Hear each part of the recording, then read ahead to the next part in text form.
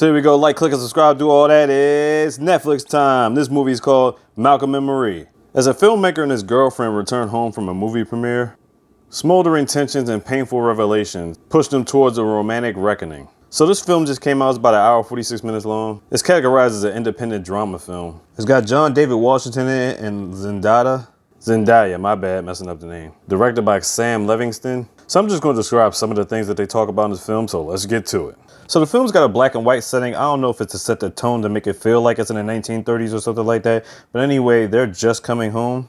And they're coming home from a premiere of a movie that John just filmed and directed it. A lot of old school music cues they play in the film. I mean, they got like James Brown. And I'm not gonna name other songs in the film, but trust me, you'll get the point once you watch it. So basically, John is so excited to talk about the film. He starts talking about this lady from the LA Times giving the good reviews and stuff like that. As you can tell, she's not really all that thrilled. She's about to make her man macaroni and cheese. So throughout the conversation, he can sense that she's getting mad.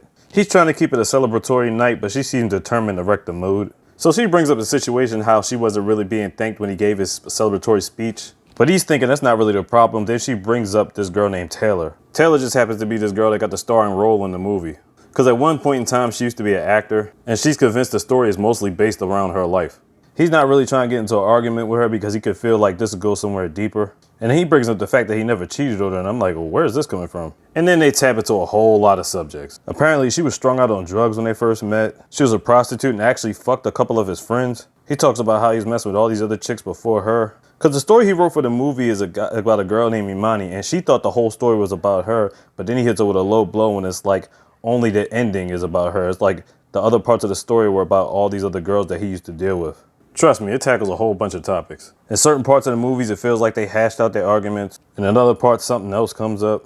It's about narcissism, egotistical behavior, selfishness. It's about loving and caring, but also letting the truth be known. Trust me, they tackle a lot of different topics in this, and I highly recommend it. Malcolm and Marie on Netflix. Check it out. Like, click, subscribe. You already know what it is, Mr. See.